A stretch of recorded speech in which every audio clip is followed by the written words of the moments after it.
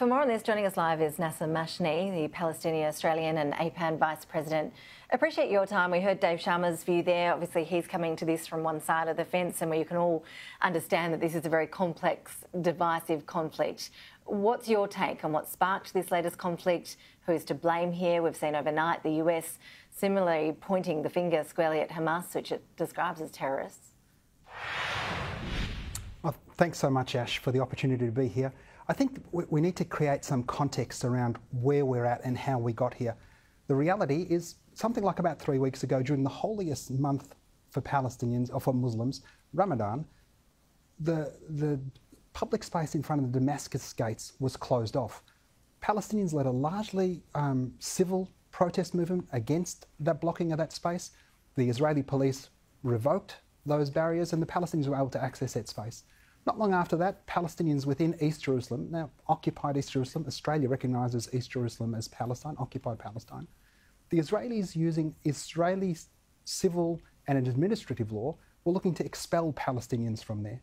The next trigger in this conflagration was the storming of the Aqsa Mosque during prayers while Palestinians were laying prostrate praying.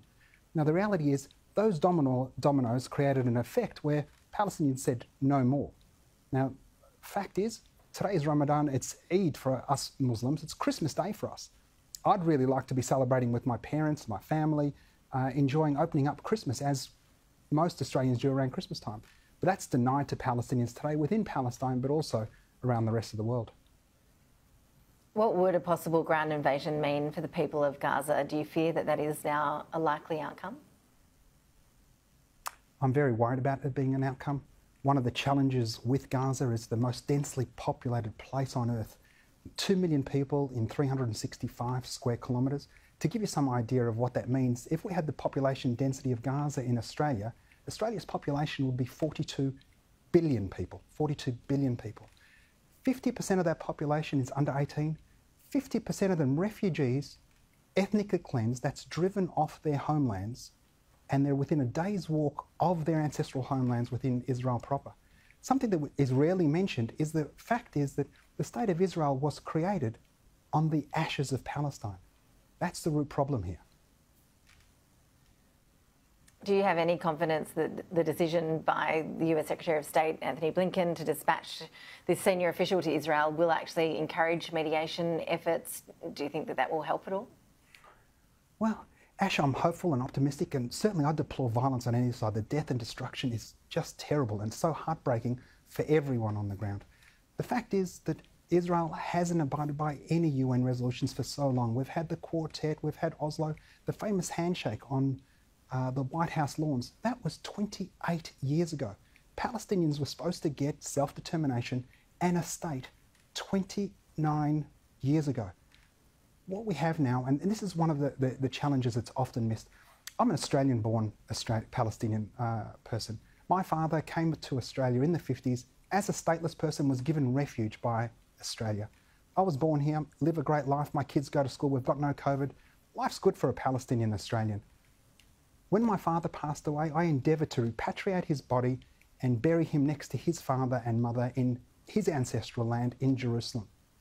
Josh Frydenberg, our treasurer, is also the child of a stateless refugee. He's an Australian, as am I, celebrates God on Saturday as opposed to me on Friday as a Jewish person and as a Muslim person. Josh, if he chose to, I'm not saying that he might, but if he chose to, could go to Israel, perform Aliyah and take up Israeli citizenship and immediately enjoy all the benefits of what a Jewish person can enjoy within the Jewish democracy. This is one of the structural problems that exists for Palestinians, for the 50% of the people that Israel controls. 50% of the people Israel controls, their lives, are not Jewish. There are elements of structural control that force us to say enough. And what we've seen now, whether it's in Gaza, in Jerusalem, in the West Bank, and inside Israel proper, is Palestinians, largely led by youth, largely non-violent, saying enough. One of the things I noticed earlier on in your report was your Israeli reporter talked about 2 lynchings. And it's true, an Israeli mob lynched an Arab Palestinian man, a citizen of the State of Israel. And the other lynching, which she neglected to mention, that the Jewish man that was lynched was also lynched by a Jewish mob because he looked Arab. He looked Arab.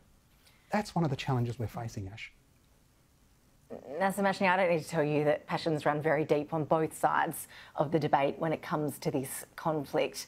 I'm sure there are people sitting at home shouting at the television now, listening to you explaining your side of this. Do you feel that the Palestinian side of the argument gets a fair hearing from the Australian government? Look, it certainly doesn't. And it's a reality that we're underrepresented, whether it be in the media or in Parliament. And the fact is, you know, we're in a democracy and we are entitled to and allowed to lobby. And the fact is, the Israel lobby does a fantastic job. The Australia-Palestine Advocacy Network, we're endeavouring to replicate that, but we don't have the same level of resources. One thing that's our polling has suggested is increasingly Australians are seeing the just rights of the Palestinians to justice, self-determination, the right to live and breathe.